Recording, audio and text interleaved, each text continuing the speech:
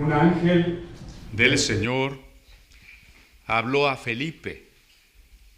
Hechos, capítulo 8, verso 26. Un ángel del Señor habló a Felipe. Y decíamos que, influidos ya por la imaginación, la iconografía tradicional, de inmediato imaginamos un ser alado, con alas, que se le aparece a Felipe.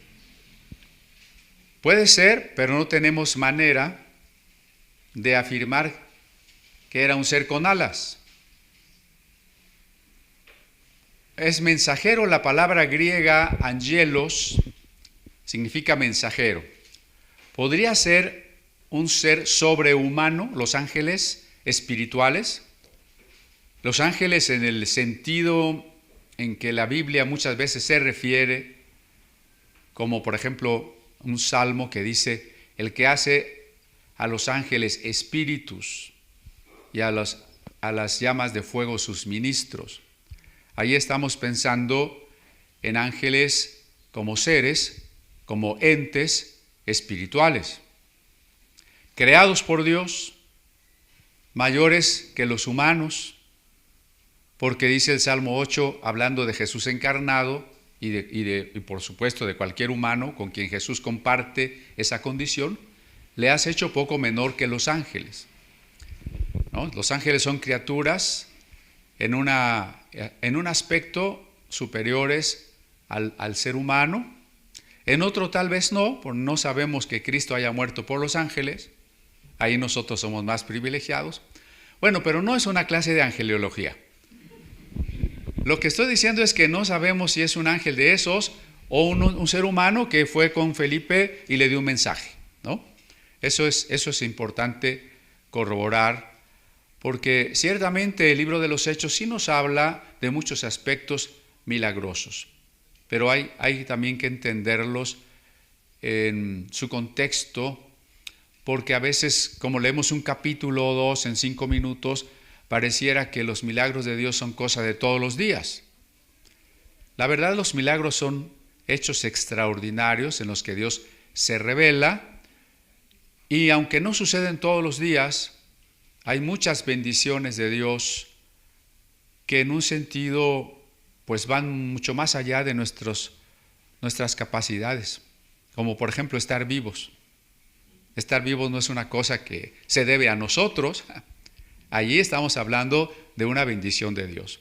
No le decimos milagrosa porque es común, es cotidiana, decimos que está dentro de la creación de la naturaleza, pero es tan grandiosa como cualquier milagro, ¿no? El mero hecho de estar vivos, de respirar, de tener una conciencia, un espíritu que puede conocerlo a Él. Bueno, un mensajero llega con Felipe y le da una instrucción y le dice, ahí en el 26, levántate y ve hacia el sur por el camino que desciende de Jerusalén a Gaza, el cual es desierto. Al leer el nombre de estos dos lugares, Jerusalén y Gaza, de inmediato viene a nuestra mente la noticia de ayer sábado, porque fue precisamente ayer, durante el Shabbat judío, que además coincidía con el Simchat Torah, que es la fecha en que se celebra que las 52 parashot o secciones de la Biblia que se leen cada sábado en la sinagoga, llegaron al término de su ciclo y se va a volver a empezar. Es una fiesta en donde los judíos cargan algún rollo de la ley y danzan con él, ¿no? En manifestación de alegría de esas lecturas semanales que a veces son acompañadas de una correspondiente sección de los profetas que se llama Haftarot. Entonces, esta era la fiesta que estaba celebrándose el día de ayer, cuando una serie de misiles de los palestinos empieza a caer sobre Tel Aviv y otras regiones 10, 11 regiones de la Cisjordania. Al mismo tiempo, pues algunos milicianos entran por tierra a zonas judías, toman incluso el control del muro que separa Gaza, secuestran a algunos judíos, etc. Los judíos, pues a pesar de que es Shabbat, deciden responder y comienzan por lo pronto a bombardear con sus aviones los enclaves de Hamás en Gaza, ¿no? Este es un fenómeno muy complejo y no vamos a convertir la predicación en un asunto político, sino nos interesa porque son tierras bíblicas, nombres de ciudades o regiones bíblicas, y porque hemos insistido que el cristiano no favorece a un bando. Nosotros no estamos en favor del Estado judío, aunque suena extraño, ¿no? ¿Por qué? Pues porque presidentes que se dicen, al menos se dicen, quién sabe si sean cristianos, como lo fue Trump, pues es proclive, muy inclinado al sionismo. Con él la embajada y la capital, la embajada de Estados Unidos se fue de Tel Aviv a Jerusalén. Tampoco somos pro-palestinos, como lo serían algunos sectores de izquierda, porque esas posturas son tan infantiles como maniqueas. Maniqueos eran unos religiosos por allá de los tiempos de San Agustín, que pensaban que el mundo se dividía en los buenos y los malos. Nosotros no vemos el mundo como el de los buenos y los malos, ¿o sí? Porque todos somos malos y en otros aspectos todos somos buenos. Es una cosa muy compleja. No es tan sencillo como a los judíos son los buenos y todos los árabes y palestinos son los malos. Los elegidos predestinados son los buenos y todos los réprobos son los malos. Todos los que venimos a la iglesia somos los buenos y los que están allá en el mundo son los malos. Como en las películas gringas, ¿no? El gringo es el bueno y todos los demás son los malos, ¿no? Esa no es la óptica de la Sagrada Escritura. La antropología bíblica nos muestra un hombre complejo, capaz de buenas acciones, de querer a su familia, de actos de heroísmo, obras de arte, de civilización, pero también nos muestra claramente que todos somos pecadores. Entonces no estamos a favor de un bando y tampoco la iglesia deja de ser nunca una especie de aguijón para cualquier régimen político. Porque la iglesia siempre estará anunciando la justicia de Dios. La iglesia siempre estará denunciando proféticamente el mal.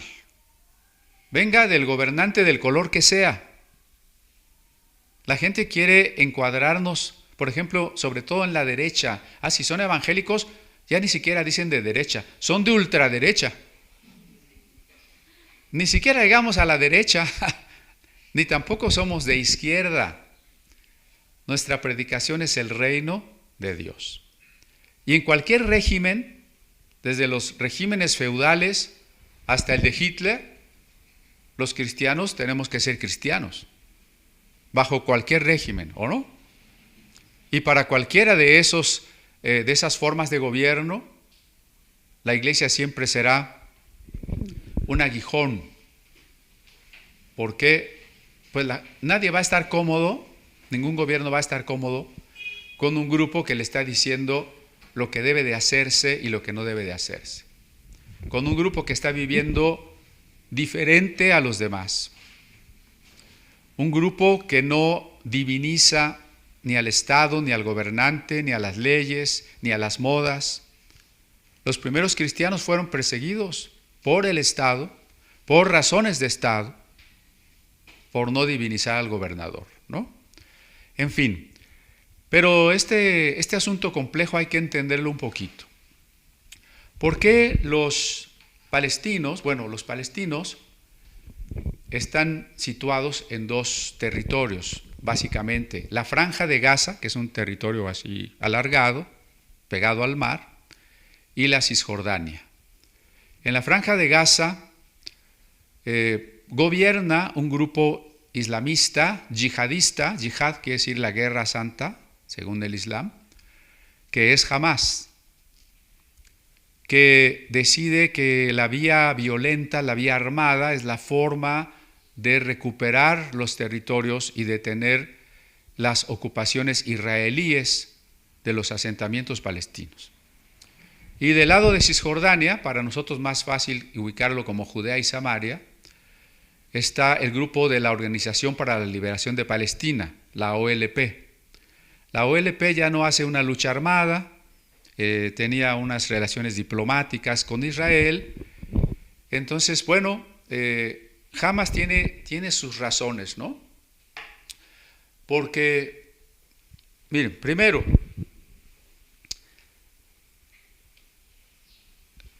hay una mezquita en la zona de las mezquitas, que está en la plataforma que da hacia lo que era el Templo de Salomón. Allí hay una mezquita que se llama Al-Aqsa, donde se dice que Mahoma subió al cielo. En el mes de abril, los judíos entraron a la mezquita para aprender a algunos guerrilleros, y en ese sentido los musulmanes sintieron que se violaba uno de sus lugares más sagrados. Además, bueno, Israel tiene un muro para que los palestinos no pasen, tiene un bloqueo sobre Gaza, y entonces cada vez que usted, si trabaja en alguna zona de Israel y usted es un palestino, tiene que pasar por una revisión, por un interrogatorio, y pues es un poco más molesto que entre Estados Unidos y México, ¿no? O algo parecido cuando menos, ¿no? Aparte, bueno, los judíos están cada vez más quitando territorio a los palestinos. De repente llegan, ponen sus casas a fuerza, ¿no? Y los expulsan de esos lugares. Entonces, pues tienen sus razones. Imagínense que donde usted vive llega un grupo más poderoso y lo quita de allí y se pone él. Usted estaría muy enojado, ¿no? ¿Sí? Bueno, eso tampoco justifica la vía terrorista de los palestinos, entonces por eso les digo que es muy complejo. Hamás está esperando que Israel no pueda hacer un tratado de paz con Arabia Saudita. Los judíos secuestrados seguramente van a ser usados como escudos humanos contra los bombardeos de los aviones judíos, etc. Entonces, como cristianos, ¿qué tenemos que hacer nosotros? Bueno, pues orar por la paz, orar por todas las personas, por todos los involucrados, no dejarnos convencer de una de las posturas presentadas así muy sencillas. La mayoría de los medios de comunicación de lo que se llama Occidente, pues estarán con participación de capital judío, y entonces nos van a dar noticias más favorables a los judíos, ¿no? La semana pasada hablamos de lo que significaría bendecir o maldecir a los judíos, y vemos que no significa nada de esto, de poder analizar, pues con la intención, cuando menos, imparcial, cuáles son las políticas judías. El gobierno más derechista, ahí sí casi ultraderechista que ha tenido Israel, pues es el actual, el de Netanyahu. Pues en esa zona, volviendo al punto, en esa zona es donde el ángel lleva o le dice a Felipe que vaya. Y comentábamos que fue Felipe precisamente alguien que le predicó a grupos y a regiones que en esa época y hasta hoy serían personas, grupos, ciudades discutibles. Entonces se va Felipe por ese camino que se le indica, y fue, dice el verso 27, fue, y sucedió que un etíope, eunuco, funcionario de Candace, reina de los etíopes, el cual estaba sobre todos sus tesoros y había venido a Jerusalén a adorar. Había conflictos en aquel entonces donde Felipe predicaba, sí lo sabía. Felipe no se detuvo a tomar un partido, sino llevó el Evangelio. ¿Cuál es nuestra tarea? Llevar el Evangelio. Nuestra tarea, bueno, están un poco lejos de nosotros, pero nuestra tarea sería llevar el Evangelio a judíos y a palestinos y a todas las personas. Por lo pronto, a las que están cerca de nosotros, como lo vimos en el primer capítulo de Hechos. Empezando por Jerusalén, dice Jesús, ¿no? Si nosotros estamos en nuestra Jerusalén, el contexto que a cada uno nos rodea, por ahí empecemos, luego el Señor nos enviará más lejos. Hay que seguir llevando el Evangelio porque hasta dónde esta guerra que comienza, que se declaró ayer por la tarde como guerra, puede llegar.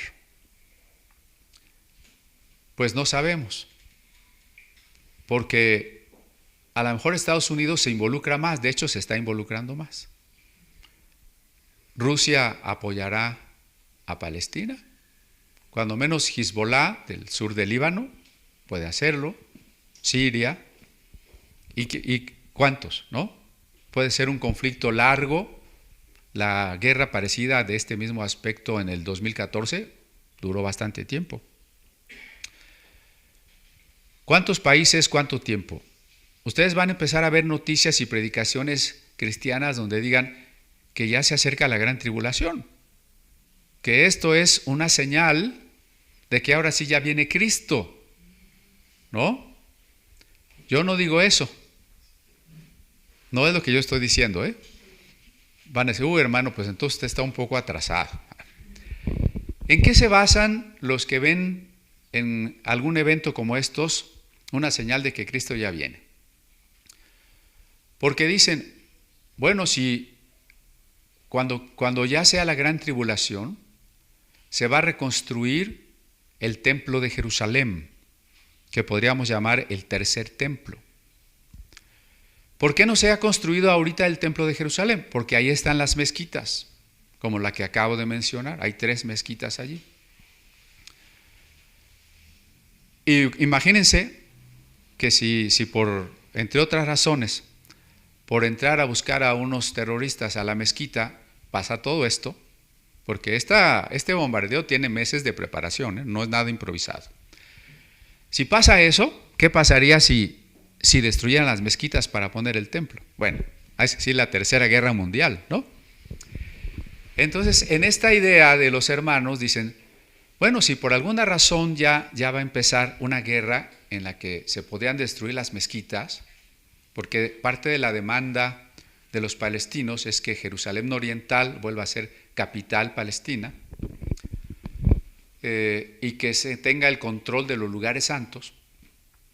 Imagínense que dicen, bueno, si ya se va a construir el templo de Jerusalén, es porque ya sería la tribulación. Y antes de la tribulación, ¿qué va a pasar? El rapto de la iglesia. Entonces, si ya empezó esa guerra, entonces ya tiene que ser el rapto. Y los hermanos ya están muy atentos a ver si ya va a ser el rapto, ¿no? Bueno, no sabemos, por lo pronto no hay tal cosa como un rapto.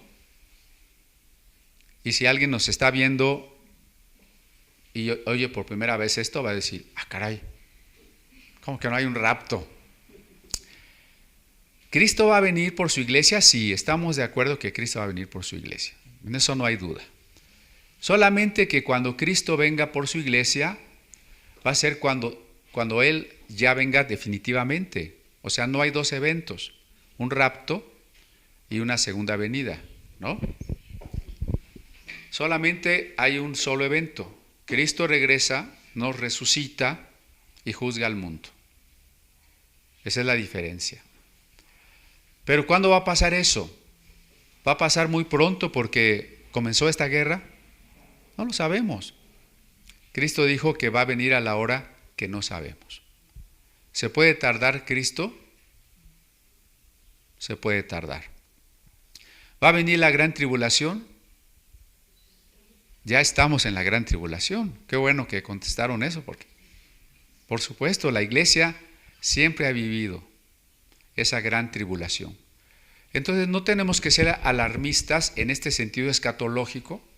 Es que este conflicto es que ahora sí ya estamos en el último tiempo. El apóstol Pedro predicó desde el día del Pentecostés que en los últimos días se derramará el Espíritu Santo. Entonces, ¿cuándo empezaron los últimos días? El día del Pentecostés. Sí, estamos en los últimos días, pero eso quiere decir que a la historia le quedan 2 años, 100 años, 500 años. No lo sabemos. Es muy probable ahora, quizá más que antes, que nos queden menos años, pues porque hay muchísimas amenazas mayores al planeta, ¿no? Pero en fin, volvamos al punto. Predicar el Evangelio es nuestra tarea. No favorecer políticamente, no hacer una interpretación política del Apocalipsis, ni judaizante, en ese sentido de que Dios está muy interesado en que se vuelva a construir su templo y Dios ahí va a estar en su templo. Como si el sacrificio de Cristo no hubiera sucedido. En un tercer templo se harían sacrificios. ¿Qué sentido tendrían si Cristo ya murió? Ningún sentido, ¿sí? Cierro. ¿Quién es el verdadero templo? Entonces, en todo caso, el tercer templo es la iglesia. El primer templo fue el de Salomón, el segundo es el de Esdras, el tercero el de Cristo, y eso somos nosotros, ¿no? ¿A qué esperar un templo físico? Felipe se va pues a predicar y luego se encuentra, dice, un etíope eunuco, funcionario de Candace, reina de los etíopes.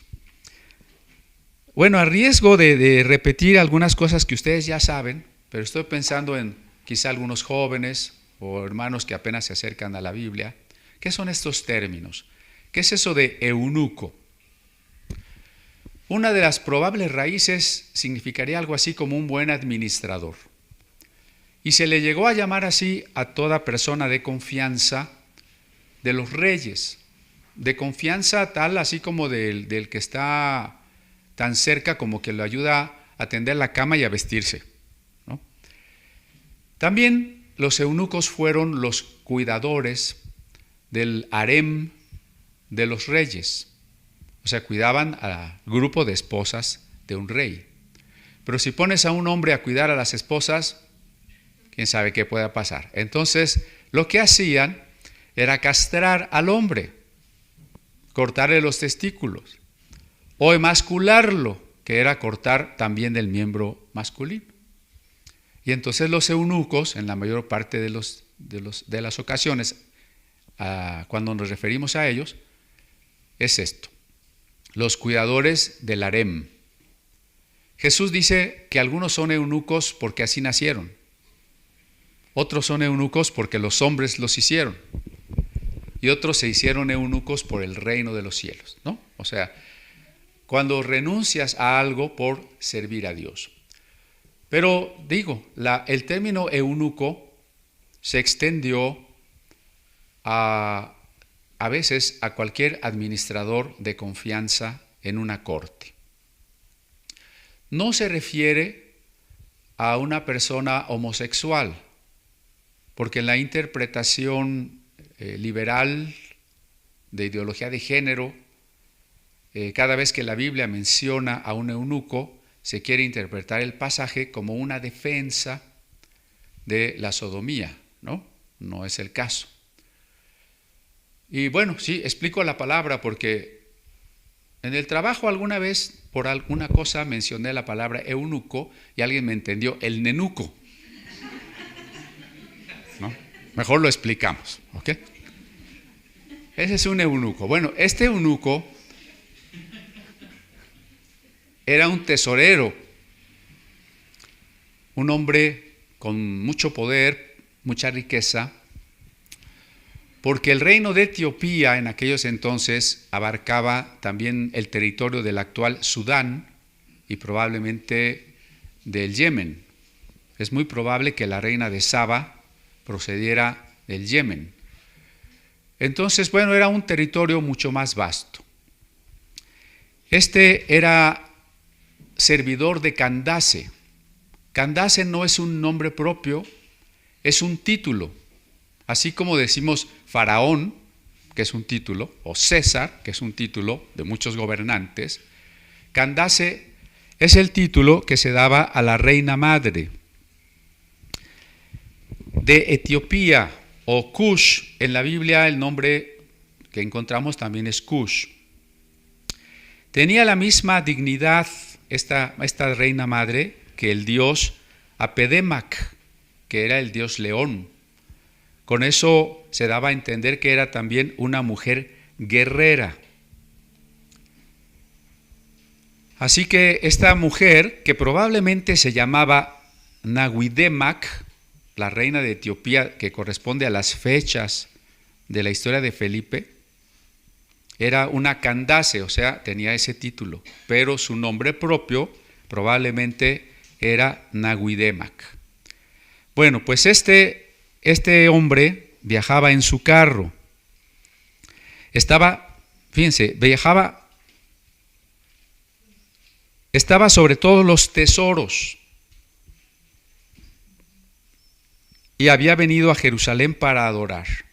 Ya dijimos que era probablemente un falasha, o sea, un judío etíope que se consideraba descendiente de Salomón, o en todo caso un prosélito, un convertido al judaísmo.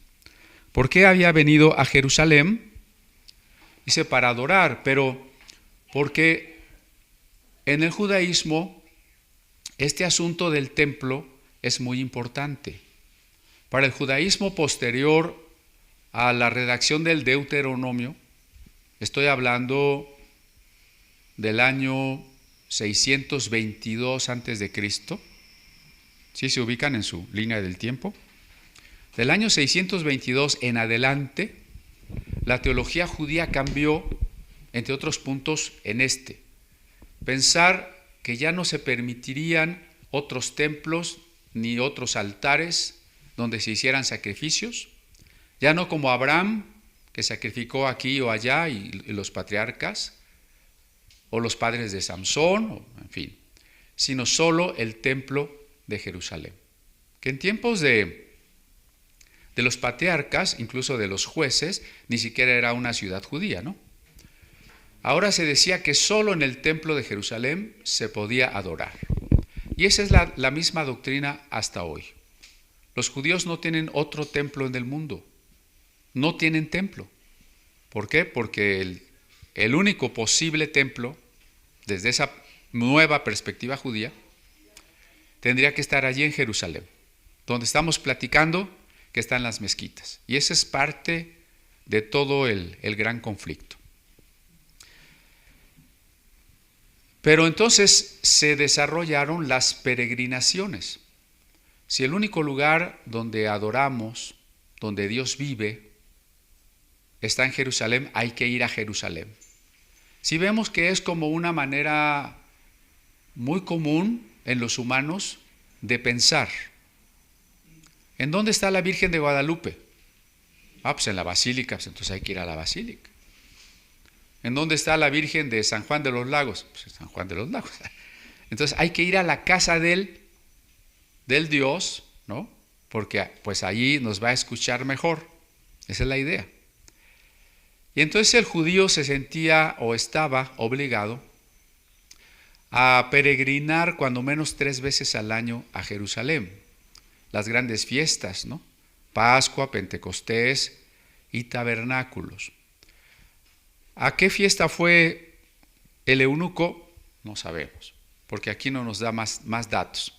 Lo que sí sabemos es que venía, como muchos judíos y prosélitos, de adorar en el templo de Jerusalén y regresaba a su tierra. Y entonces, en el verso 28 dice, volvía sentado en su carro y leyendo al profeta Isaías. Como ven, era una persona rica, puesto que estaba sobre todos los tesoros de la reina, tenía un carro. Claro, era de caballos, pero comparado con nuestros actuales carros, era un carro de lujo. un Lincoln, un Rolls Royce, una cosa así, ¿no? Un Rolls Royce de caballos. Y además, en ese carro en que iba sentado, estaba leyendo al profeta Isaías. Traía su Biblia. No podía traer su Biblia porque no había Biblias. Ni siquiera existía el concepto de que esta colección de libros se ponía entre dos tapas, ¿no? Había rollos sagrados, todavía ninguno del Nuevo Testamento, había rollos sagrados. Para los saduceos menos, para los fariseos más, para los alejandrinos más. Pero tener un rollo sagrado era un asunto muy costoso. Era difícil, porque la piel de animal en que se escribe y la tarea del copista, que debe ser remunerada, pues también es tardada y es laboriosa.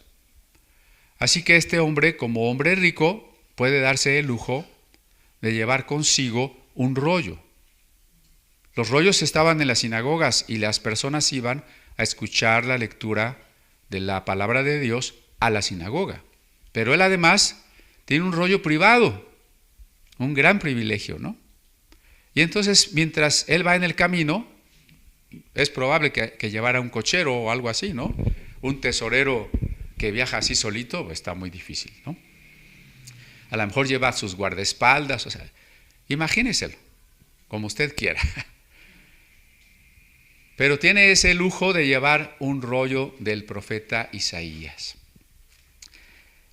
Y entonces el Espíritu Santo habla a Felipe en el verso 29.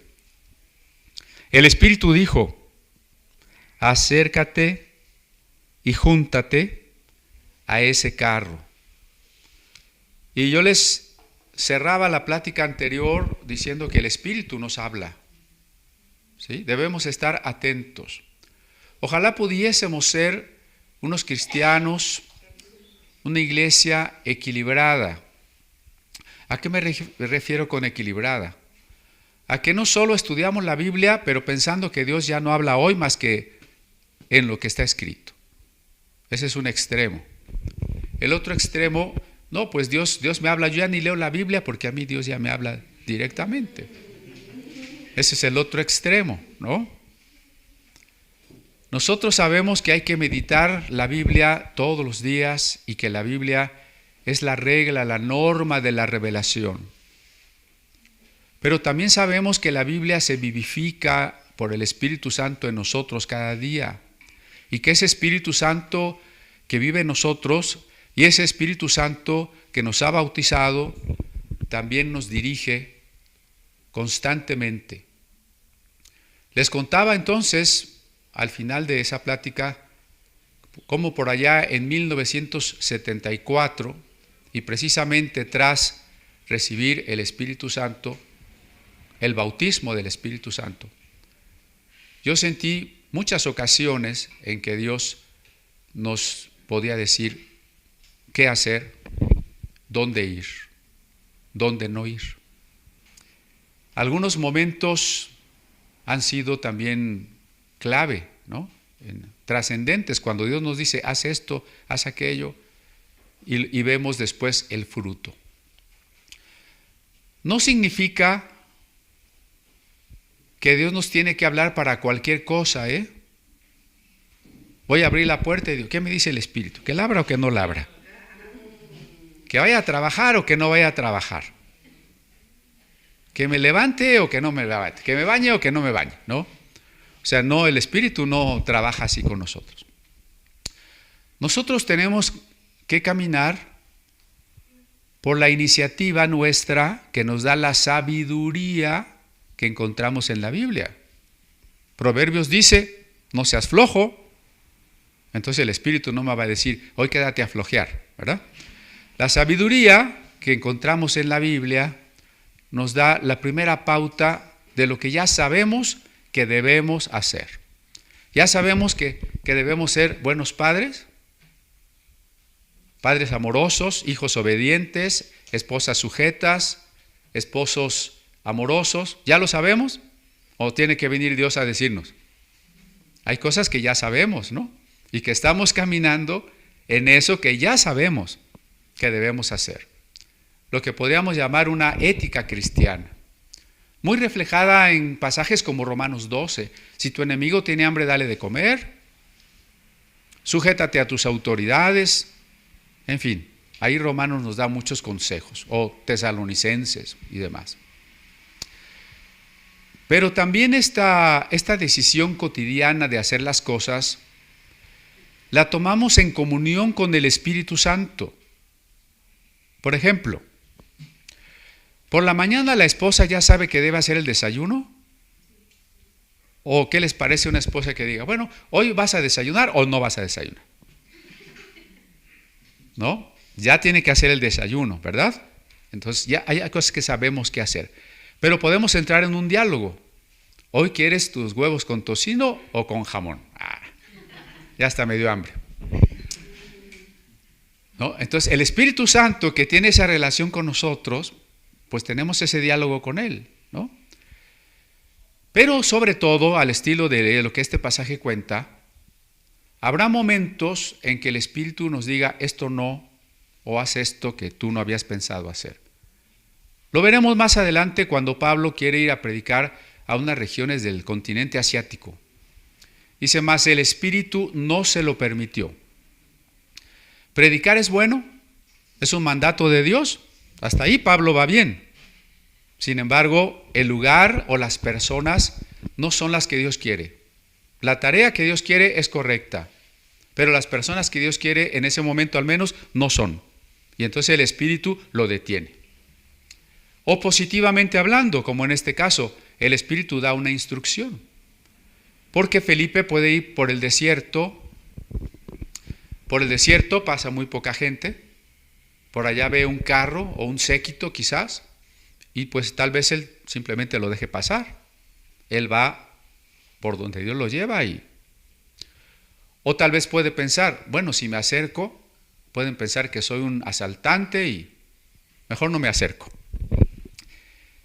Entre todas esas posibilidades, es el Espíritu el que le dice, acércate y júntate a ese carro.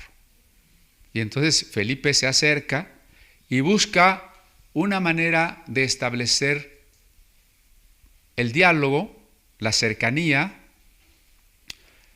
el que la otra persona se pueda abrir a platicar con nosotros. Que ese es un problema a veces en el evangelismo, ¿no? Que queremos predicar sin establecer antes un diálogo con las personas. Te vas a ir al infierno.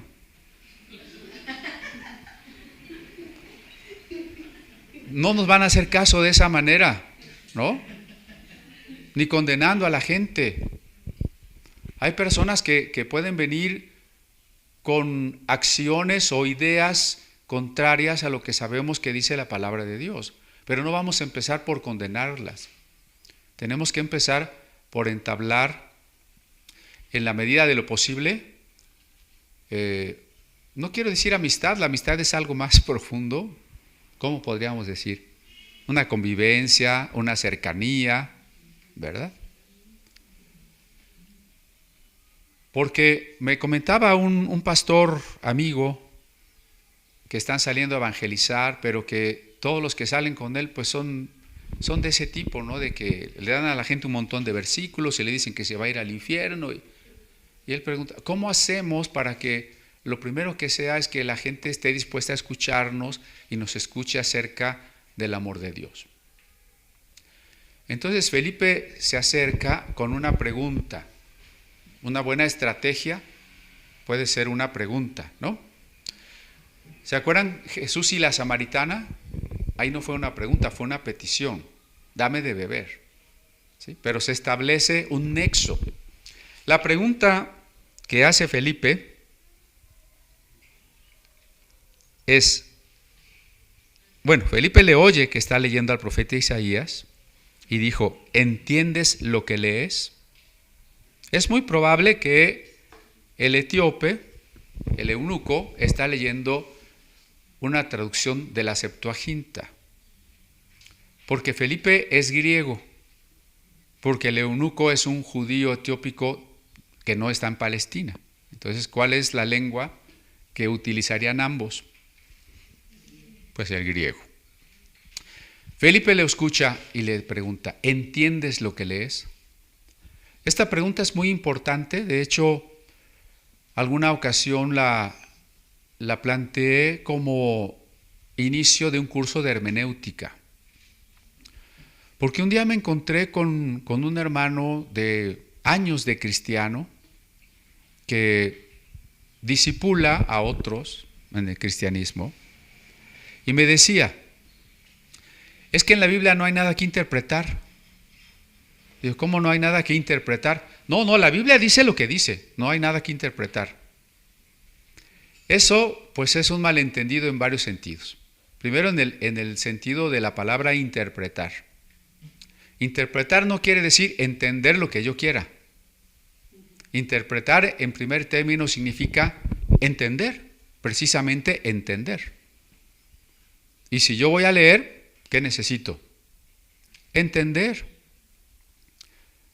No sé si les ha pasado, pero a mí sí me pasa frecuentemente que las personas que no conocen la Biblia, pero que se empiezan a acercar, me dicen, sí la he estado leyendo, pero no la entiendo. ¿Sí? Lo primero es entender. Ahora, se hicieron las evaluaciones educativas de nuestro país en estas semanas anteriores y resulta que el nivel educativo de nuestros niños es deplorable. Niños de quinto, sexto de primaria y de secundaria leen un texto y no pueden identificar la idea principal del texto. No pueden entender un texto cualquiera. Entonces, ¿es necesario explicarle a las personas? ¿Sí? ¿Entiendes lo que lees? Esta persona decía, es que la Biblia dice lo que dice. Pues ese es el problema. ¿Y qué dice? Hay tantos pasajes difíciles. ¿Se acuerdan, por ejemplo, en Lucas cuando dice, y alabó al siervo malvado porque es más sagaz que los hijos de luz? ¿Pero cómo? ¿Qué significa alabar al siervo malvado? ¿Qué significa haceos tesoros de las riquezas injustas para que cuando éstas faltaren os reciban las regiones eternas? ¿Se acuerda de ese pasaje? A ver, explíquemelo. ¿No? O sea, hay muchas cosas en la Biblia que requieren ser entendidas, investigadas. En algunas claramente se dice que es una señal. Apocalipsis 12 dice, y vi una señal en el cielo. ¿Qué significa una señal? Hablando del número del anticristo, dice, aquí hay mente que tiene sabiduría. El número de la bestia es el número de hombre. Entonces, no dice lo que dice. Sí es lo que dice, pero ¿qué dice? Ahí está el problema al que se enfrenta incluso un traductor de la Biblia. ¿Qué es exactamente lo que dice? ¿Y cómo puedo hacer que al vertirlo a otra lengua se entienda exactamente eso que dice? La gran pregunta hermenéutica, ¿no? Me gusta esa pregunta. Y entonces, pues, el etíope contesta, ¿cómo podré si alguno no me enseñare? ¿Cómo podré si alguno no me enseñare? Hay personas que creen en Dios y que les gusta leer la Biblia, a los que les gusta leer la Biblia, pero que piensan que no necesitan que nadie les enseñe. No, yo con la Biblia y Dios. Eso se llama orgullo. Se llama orgullo. ¿Por qué? Pues porque, en primer lugar, somos un cuerpo. Y si somos un cuerpo, yo como uno de los miembros del cuerpo necesito de los otros. No puedo bastarme a mí mismo. La suposición de que cada uno de nosotros puede ser autosuficiente es una suposición soberbia. Yo necesito de los demás y en muchos sentidos. ¿Sí? Pero también porque el conocimiento humano, sea el conocimiento bíblico y teológico, o sea el conocimiento filosófico o científico o formal, se ha ido desarrollando a lo largo de muchos siglos. Un sistema teológico o un sistema filosófico o científico es como una catedral. Imagínense un albañil que dice, yo solito voy a construir una catedral. Se va a morir y no va a terminar ni la entrada, ¿no? ¿Sí me explicó? Entonces, nosotros no podemos despreciar lo que otros que nos antecedieron han logrado. Es que yo no quiero ningún libro de matemáticas, yo solito voy a aprender matemáticas. Pues no creo que pases de una manzana más una manzana a 2 manzanas, ¿no? ¿Por qué? Pues porque hay que ir o partir desde donde los que nos antecedieron ya llegaron.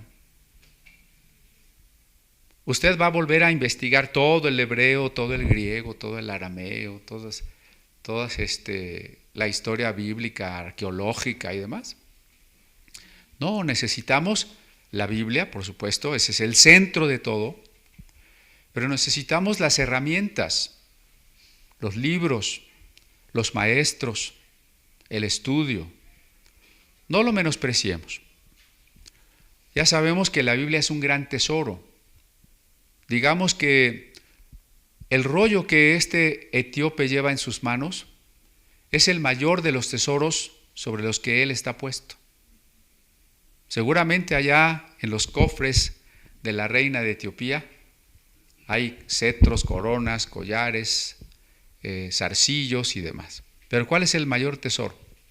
Ese que lleva el etíope. Pero si nadie se lo explica, si no lo medita, si no lo estudia, sería como un tesoro desperdiciado. Es como si usted no estuviera enterado que un familiar le dejó muchos millones de dólares, pero pues usted como no sabe, no los usa. Cuando no estudiamos la Biblia, no sabemos y por supuesto no podemos usar y aprovechar todos los tesoros que Dios tiene aquí para nosotros. Pero ¿cómo podré si alguno no me explicare? Esta es una de las razones por las que nos reunimos aquí, ¿no? El poder compartirnos unos a otros, explicarnos la palabra de Dios. Y si bien no tenemos ahora oportunidad de hacer preguntas, es porque no nos daría tiempo. Sí sería bonito, ¿no?, que todos ustedes levantaran la mano y dijeran preguntas, pero ya no avanzamos. De todas maneras, estamos a la orden. Ustedes pueden comentarlas después del culto, en la comida, mandar un mensaje, venir a los cursos de entre semana, ¿no? O sea, ahí estamos listos para intentar hacer más grandes sus dudas. Sí, finalmente de eso se trata, ¿no? ¿Cómo podré si alguno no me enseñare? Y entonces le pide a Felipe que suba y se siente con él. ¿Ven cómo se estableció ese nexo de cercanía? Al grado que pues a Felipe ya le van a dar un aventón. ¿Sí? Y se sube al carro. Notamos aquí la providencia de Dios y la guía de Dios. Providencia significa aquellas cosas que Dios ha preparado de antemano. Bueno, preparado, sobre el de antemano. Aquellas cosas que Dios ha preparado. Porque cuando Dios a través del ángel le dice, Felipe, ve al desierto, Dios ya sabe que por ahí va a pasar el etíope, ¿no? Y que el etíope lleve su libro y que esté leyendo exactamente un pasaje evangélico, no es casualidad. Esa es la providencia divina. Y a la providencia se añade, decíamos, la guía del Espíritu Santo. Porque Felipe, ¿cómo hubiese podido cumplir esta tarea si no escuchara al Espíritu Santo? La carta a los Efesios dice que Dios ha preparado buenas obras desde antes de la fundación del mundo para nosotros. Así que este encuentro de Felipe ya estaba preparado por Dios desde antes. Pero ¿qué hubiera pasado si el ángel le dice, ve al desierto y no va? O si el Espíritu susurra al oído de o al corazón de Felipe y le dice, júntate a ese carro, y Felipe no lo hace. Hubiera llegado el momento de esa buena obra y esa buena obra hubiera pasado de largo, sin haber sido realizada, ¿no? He ahí la importancia de reconocer la responsabilidad humana que Dios nos permite en su plan redentor. Cuando yo digo providencia, y ya lo hemos explicado otras veces, no estamos diciendo que todo pasa porque Dios quiere, ¿eh? Cuidado con eso. Los misiles de Hamás llevan más de 600 judíos muertos. Si todo pasa porque Dios quiere, entonces ¿quién quiso que se murieran esos judíos por los misiles palestinos? Pues Dios, ¿no? ¿No es contradictorio eso? ¿No es extraño? No, la providencia no se refiere a que todo pase porque Dios quiere. Significa que Dios ha decidido intervenir en algunos momentos de la historia del hombre y del desarrollo natural de las cosas. Nosotros seres humanos estamos sujetos a esas dos cosas. Primero, al desarrollo natural de las cosas. Uno de estos días tembló, ¿no? ¿Oyeron la alarma sísmica? ¿Se dieron el susto de su vida? ¿Sí? Bueno, Dios va a decidir que tiemble. Dios decide cada temblor. Dios decide cada persona que se muere en un temblor y el que no se muere. No. Dios ha sometido la naturaleza a sus propias leyes, incluso a la ley de probabilidades, ¿no? Es parte de las leyes naturales que haya temblores porque las placas tectónicas se mueven y eso favorece a todo el planeta. No está hecho en función de mí, sino de la creación. Y que me caiga el techo encima o no, obedece tanto a la ley de probabilidades como al albañil que hizo el techo, ¿no? Pero no es que Dios está decidiendo todas esas cosas. Y también en el aspecto de la historia humana. ¿Es Dios el que decidió que yo naciera pobre o que naciera rico? ¿O que naciera en un lugar donde hay guerra? No. La promesa de Dios no se reduce a cambiar nuestras circunstancias, a evitarnos todas las adversidades, sino a que viviendo nosotros en esas estructuras de lo finito, viviendo nosotros siempre como seres mortales, podamos sin embargo contar con su presencia, con su fuerza, con su paz, con su gozo. La fe no significa que no me van a pasar cosas malas, nos van a pasar muchas cosas malas y haríamos mal, aunque es comprensible, en preguntar como Job, Dios, ¿por qué a mí? ¿Por qué me pasó esto? Haríamos mal en preguntar, podemos hacerlo, de hecho lo hacemos, pero hay que reconocer que la fe no significa que no nos van a pasar cosas malas. Significa que Dios está con nosotros aunque nos pasen. Imagínense que nos pasa todo lo que nos pasa sin Dios. ¿Dónde estaríamos? Como mucha gente que no tiene a Dios. Por eso Romanos 8 dice que en tribulación, angustia, hambre, desnudez, somos más que victoriosos. La fe es esa determinación de saber que Dios está con nosotros, pase lo que pase. Si me quedé atrapado en las ruinas de un temblor, si me están persiguiendo y me van a matar por Cristo, si me tocó la guerra, no importa. Dios está conmigo. Si estoy en el hospital enfermo, Dios está conmigo. Eso es algo que la gente que no tiene fe no puede decir. Esa persona tiene el problema más la falta de sentido de su vida, la falta de esperanza y el no saber a dónde va. Nosotros tenemos el mismo problema. Pero ese problema se vuelve secundario cuando tenemos la certeza de a dónde vamos, de quién está con nosotros, cuando su paz y su alegría nos fortalecen. Esa es la providencia de Dios, que Él decide también a veces intervenir de manera más clara a eso que llamamos milagro. El pasaje que leía el etiópico dice: como oveja a la muerte fue llevado, y como cordero mudo delante del que lo trasquila, así no abrió su boca. Hoy diríamos que estaba leyendo Isaías 53:7, pero hoy, recuerde usted que la Biblia no estaba dividida en capítulos y versículos. Ni había mayúsculas ni minúsculas. Ni siquiera había signos de puntuación. Todas las letras griegas estaban pegadas una tras otra. No había separación de palabras.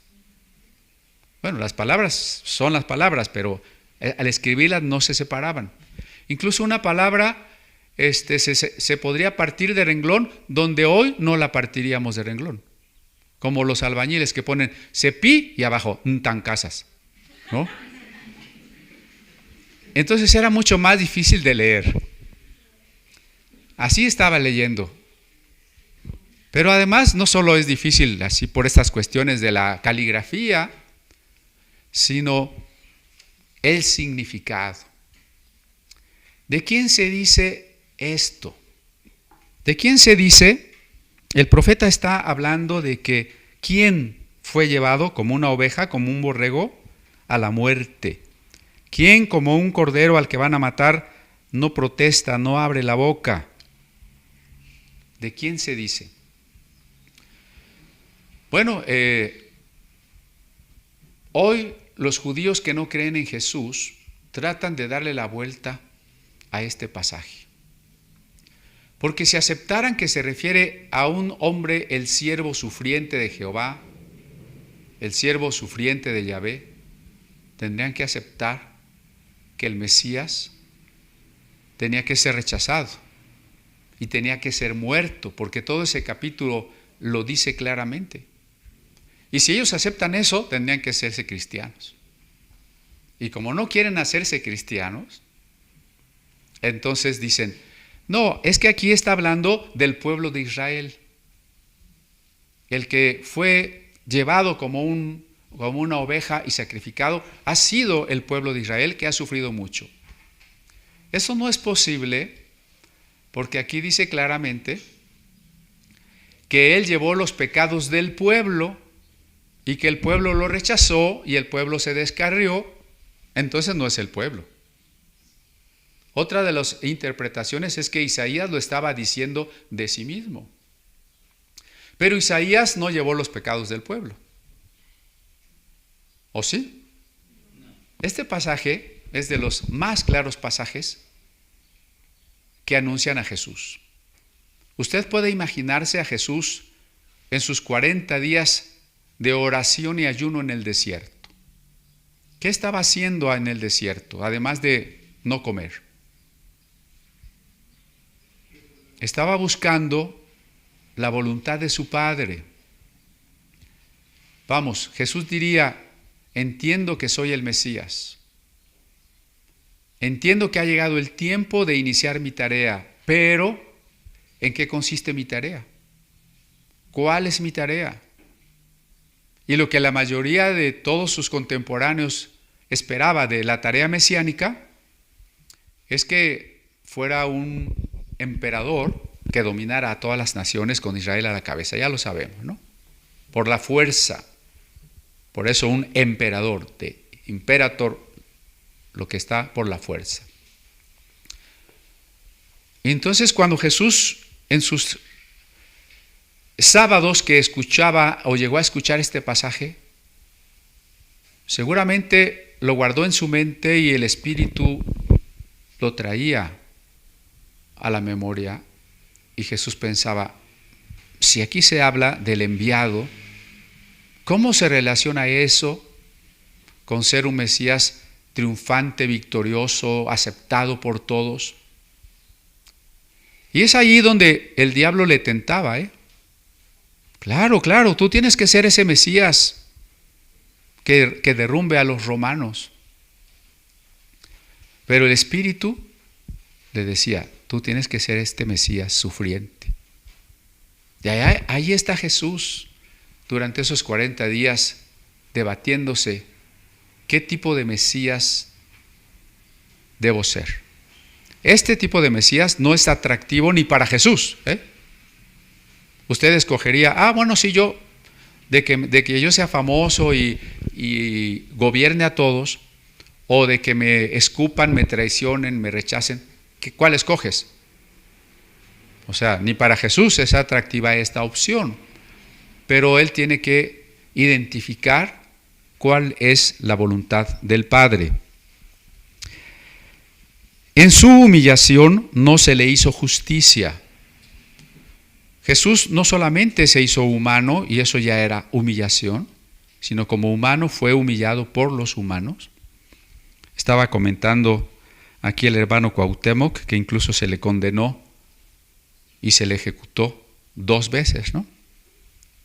Mas su generación, ¿quién la contará? Aquí está el contraste, ¿no? Porque fue quitada de la tierra su vida. Esta última frase es categórica. Al siervo de Jehová se le va a quitar la vida.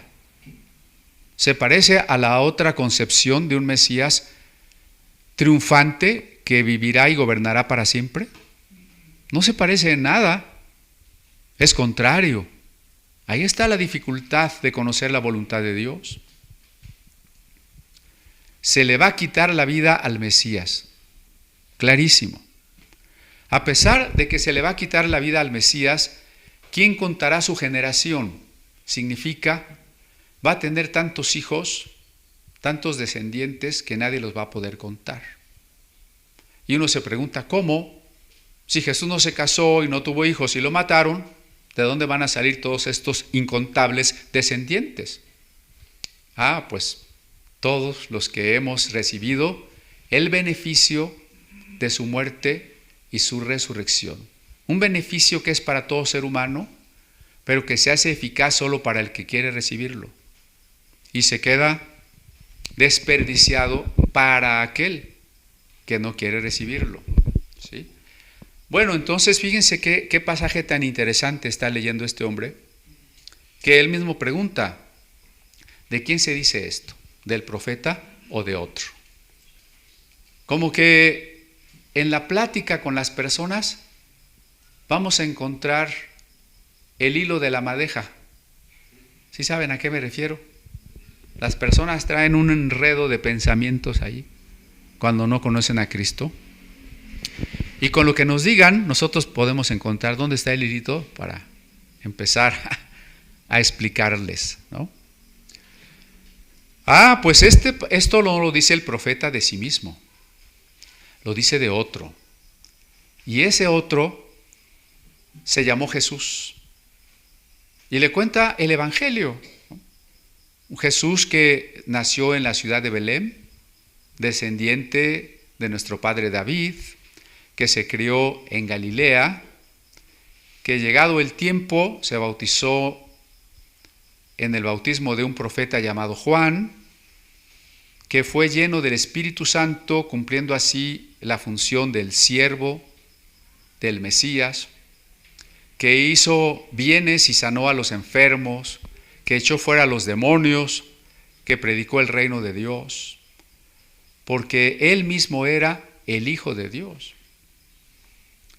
Y luego nuestras autoridades lo rechazaron, lo mataron, pero resucitó al tercer día. Y hoy, vivo así como está, permanece con nosotros todos los días.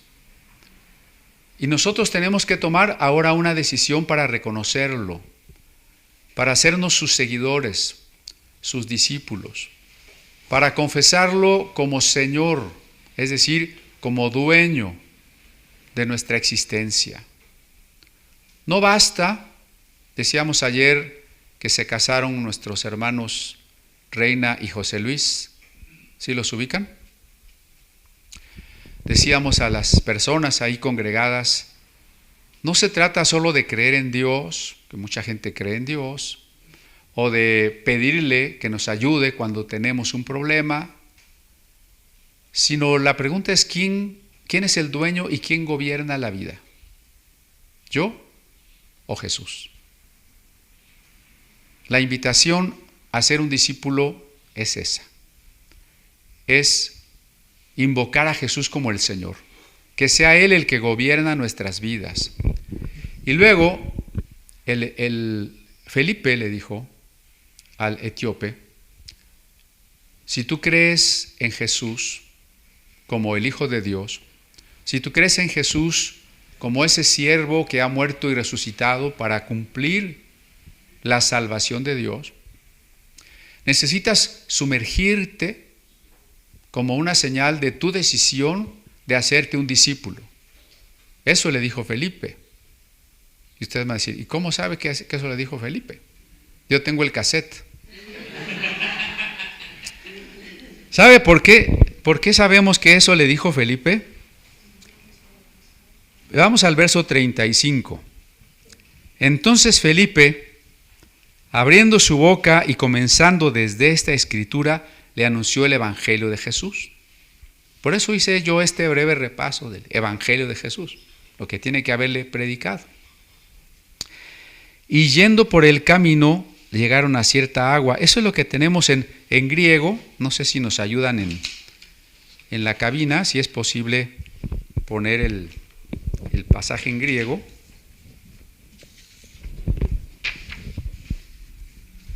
Ahí está. Bueno, dice, os de eporevento, katatin odon, ilthon epitiidor, kefisin o eunucos, iduidor, ticolii me baptizene, os de eporevento, que eso es lo que significaría que iban juntos, katatinodón, según el camino, ilthon, y llegaron, epi, alrededor de, idor, agua, de donde viene hidro, como que se invirtieron las letras, y ahora decimos hidro, hidráulico, ¿no? Idor, kefisin, y dijo él, o eunucos, ido, aquí agua, ti colí, que impídeme, bapticente, ser bautizado. Esa es la gran pregunta, ¿no? Y yo les decía, ¿por qué sabemos que Felipe le habló del bautismo? Porque la pregunta del eunuco es, ¿qué impide que yo sea bautizado? Y el título que hemos puesto hoy a nuestra plática es que el evangelismo incluye la enseñanza de ser bautizados, cosa que nosotros normalmente no hacemos, ¿no? Es más, nos cuesta trabajo, si venimos de un pasado evangélico, nos costará mucho trabajo hablarle a la gente a las primeras de que debe bautizarse, ¿no? No, bueno, es que ahorita pues no. Y si se espanta, ¿no? Y más que eso todavía, es que no está preparado. ¿Cómo vamos a saber? Estaba leyendo un comentarista que dice, no, es que Felipe bautizó a Simón, pero Simón no era verdaderamente convertido, entonces Felipe no debió haberlo bautizado. Claro, Felipe no podía ver el corazón, pero no debió haberlo bautizado. ¿Hay un pasaje en la Biblia donde diga que nosotros decidimos a quién sí y a quién no bautizamos? Cuidado con eso, porque igual que en la Santa Cena, se ponen las prohibiciones. Usted sí la puede tomar y usted no. No hay ningún pasaje que nos autorice a impedir que alguien se acerque a tomar el pan y el vino. No hay ningún pasaje. Tampoco hay ningún pasaje donde diga que yo decido si bautizo a alguien o no bautizo a alguien. No falta una persona que dice, hermano, yo me quiero bautizar, pero allá a la iglesia donde voy me dicen que no. Casi me dan ganas de decir, pues véngase para acá. Aquí lo bautizamos ahorita mismo, ¿no? Porque no hay un pasaje que diga que yo, pastor o quien sea, puedo decirle en que no lo voy a bautizar. Estaremos viendo a lo largo del libro de Hechos que siempre que los apóstoles predicaron, bautizaron ipso facto, o sea, inmediatamente, ¿no? Tan es así que si Felipe no le hubiese explicado del bautismo, la pregunta del etíope no hubiera sido esa. Si Felipe le hubiera dicho, ¿cómo quieren que se llame el etíope? Bueno, como se llame. ¿Quieres hacer una oración para aceptar a Cristo? Hubiera dicho, sí, ¿cómo se hace la oración? Esa sería la pregunta, ¿no? Pero no es esa la pregunta. No preguntó, ¿y entonces a qué iglesia debo de ir? Fíjense qué preguntó. ¿Qué necesito? Pongámoslo en términos positivos. ¿Qué necesito para ser bautizado? ¿Cuál es el requisito? ¿Qué me falta? Y entonces Felipe le da la respuesta. Si crees de todo corazón, bien puedes. Porque la conversión consiste en creer. Perdónenme que les insista y les recuerde que la fe no es el conjunto de las doctrinas. Que la fe no es la pertenencia a una iglesia. Que la fe no es una fuerza mental para recibir dinero. La fe es la decisión de echar mi vida en Dios, de responder a su amor. Y por eso lo que decíamos hace rato, la fe es el coraje de saber que en las tribulaciones Dios está conmigo. ¿Por qué? Porque eso es la fe, darme a Él, no por una bendición que me da. Así se ha manejado últimamente este asunto de la fe, ¿no? ¿Por qué tener fe? Pues porque Dios quiere resolver tus problemas. ¿Qué predica el movimiento de la fe? Dios quiere que seas rico. Dios quiere que seas exitoso. ¿Y qué necesitas para eso? Tener fe. Si no eres rico, no tienes fe. Si no eres exitoso, no tienes fe. Claro, entonces los predicadores de canales de televisión, sobre todo en países ricos como Estados Unidos, uno que se llama Dollar, se apellida Dollar, Clefer Dollar, otro que se llama Cash, para que vean, o los que tienen jets privados, mansiones de millones de dólares. Si Felipe fuera de esa doctrina, dice, no, ahora sí, mira, yo voy a convertir al tesorero del reino de Etiopía. Ya la hice. Cuando se subió al carro, dice, oye, no pares hasta Etiopía, y allá. Me pones mi casa y ponemos una gran iglesia y no, vas a ver. No, el Señor le dijo a Felipe después que bautizó al eunuco, ahora vete a otro lado, ¿no? O sea, no, el apóstol, el evangelista no anda buscando la riqueza. Entonces, ¿por qué estamos hablando de esto? Porque la fe es entregarnos a Dios. La fe no es la riqueza, no es una fuerza mental para que me vaya bien. ¿Ok? Y entonces, si crees de todo corazón, bien puedes. Algunos manuscritos tienen un verso añadido, que es el verso 37, me parece, ¿no? Que dice, creo que Jesucristo es el Hijo de Dios. ¿Eso dice el 37? Bueno, ese versículo está añadido en manuscritos más tardíos. No quiere decir que está mal. Decir esa frase es acorde al resto del mensaje del Nuevo Testamento. Y si alguna traducción de la Biblia que usted tiene no contiene ese verso 37, no se espante y diga, esta Biblia ya le quitaron. esta Biblia es hereje porque ya borró que Jesucristo es el Hijo de Dios. No está borrando eso. Si hubiera quitado sistemáticamente todos los versículos que dicen Hijo de Dios, bueno, pero está quitando un verso que se añadió tardíamente. ¿Por qué alguien lo debe haber añadido? Pues porque si no lo tenemos, diría lo siguiente: ¿qué impide que yo sea bautizado? Bien puedes, creo que Jesucristo, y respondiendo dijo, creo que Jesucristo es el Hijo de Dios. Si no estuviera eso, ¿qué impide que yo sea bautizado? Mandó parar el carro y descendieron ambos al agua, ¿no? Y entonces uno diría, pues sí se entiende, ¿no? Pero alguien dijo, no, como que falta que esté más claro. De hecho, las variantes en las copias manuscritas se deben a eso, al que el copista quiere aclarar pasajes que le parecen oscuros, ¿no? No está de más.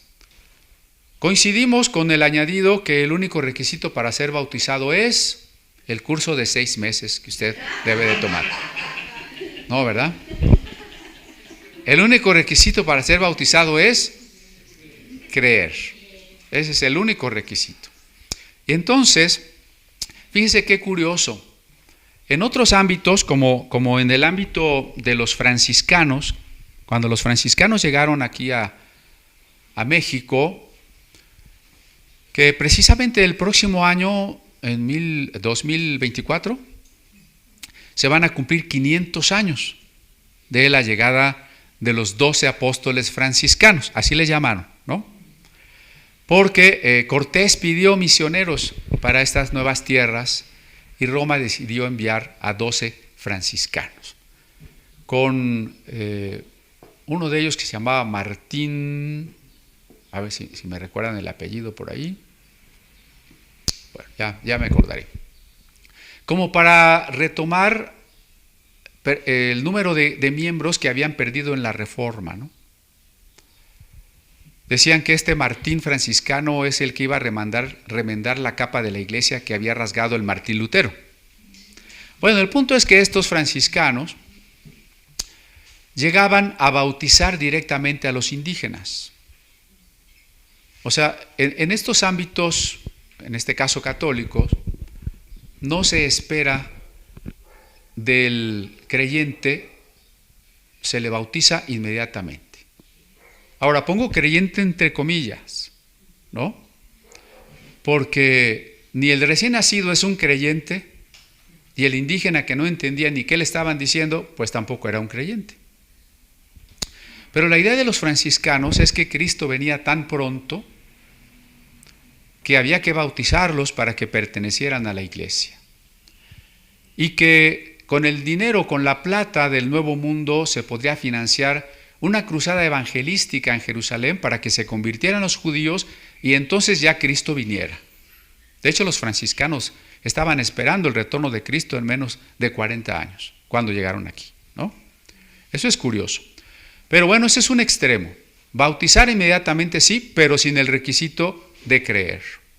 En el otro extremo está el protestantismo, sobre todo el de corte bautista o anabaptista, que dice, hay que bautizar al que cree. Pero le pone más requisitos de los que a veces ya hemos mencionado. Sí, bueno, ya tienes que venir a la iglesia, tenemos que ver cómo está tu vida, tienes que aprender el catecismo y contestar correctamente las preguntas doctrinales, tenemos que ver si ya no fumas, si ya no tomas, si estás casado por el civil, por la iglesia, que si no estás en pecado, ¿y cómo te vamos a bautizar? Y entonces convierten el bautismo en una especie de graduación. ¿Saben a qué me refiero? Yo le preguntaba a algunos jóvenes una vez, cristianos, ¿ya se bautizaron o no? ¿Por qué? Es que todavía fallamos mucho. Si el bautismo no es la graduación, cuando ya no fallas, cuando ya no tienes ni un problema, entonces ya te bautizan y ya te dan tu birrete, ¿no? No, el bautismo es la inscripción. Por eso no importa si fallas, ¿no? Hace mucho tiempo se convirtió una pareja de 2 mujeres que vivían juntas como pareja. Se convirtieron y yo las bauticé. Y me dijeron, ¿por qué las estás bautizando si son lo que son? Yo tengo que bautizarlas. Quien las va a ir transformando es Cristo. Pongo este caso que es extremo para que se espanten. Para que tengamos claro que nosotros bautizamos a aquel que quiere venir a Cristo y quien hace la obra es Cristo. Yo no puedo exigirle a la gente que cambie antes de bautizarla porque el bautismo y la conversión van juntas, ¿no? Si la persona no se convierte o si la persona abandona luego el evangelio, va a sonar feo, pero no lo digo en mal sentido. Ese no es mi problema. En Juan capítulo 6 dice que muchos que andaban de discípulos se volvieron atrás y abandonaron a Jesús. A eso me tranquiliza. Si gente que fue bautizada por Jesús abandonó a Jesús, bueno, pues a mí qué me espera, ¿no? Mi tarea es bautizar. Mi tarea es bautizar. Y entonces, bueno, aquí el requisito es creer. Hay iglesias, y yo creo que ya voy acabando porque me estoy pasando y todavía me falta mucho. Nada más esto último. Hay iglesias que hacen una mezcla de la postura católica con la postura protestante. Que son protestantes, pero bautizan niños. Esa es la postura católica. Y cuando un adulto se quiere bautizar, le ponen un montón de requisitos. Entonces uno se preguntaría, a ver, al niño no le pusiste requisitos, ¿por qué se los pones al adulto? Está raro, ¿no? Es una mezcla extraña. Pero bueno, total que pregunta ¿qué necesito para bautizarme? Felipe detiene el carro. Descendieron ambos al agua, Felipe y el eunuco, y lo bautizó. Esto que descendieron al agua significa un bautismo como inmersión. Ahí está otra providencia de Dios. Pasaron por un oasis, si no, no se hubiera podido bautizar. Si el bautismo fuera por aspersión o ablución, echando agua sobre la cabeza, no necesitarían llegar a un cuerpo de agua, ¿no? Dirían, oye, Felipe, aquí traigo mi cantimplora, bautízame. Y allí lo hubiera bautizado, en cualquier parte. Pero pararon del carro, bajaron al agua, Felipe lo bautizó y luego la expresión, y subieron del agua. ¿Ve? La idea de la inmersión, que es entrar y salir del agua. Eso es lo ideal porque es como se estipula aquí. Recuerde que el bautismo es una señal, es un acto que fortalece la conciencia de mi decisión. ¿Cómo va a tener usted más conciencia? ¿Si le echan tantita agua o si lo metieron al río? Pues si lo metieron al río, ¿no? Sí, así debe de ser. Ahora, aunque tratemos posteriormente más ampliamente esto que voy a decir, solo lo dejo anotado. Si usted se bautizó por aspersión, está bien. Tampoco se va a ir al infierno, ¿no? No hay que ser legalistas. Hay personas que tal vez no se puedan bautizar o al menos no se puedan bautizar en ese momento de convertirse. Si usted vive en un lugar donde hay sequía, ¿cómo se va a bautizar? Si usted es un enfermo en el lecho de una enfermedad terminal, ¿cómo lo van a llevar al río y lo van a sumergir?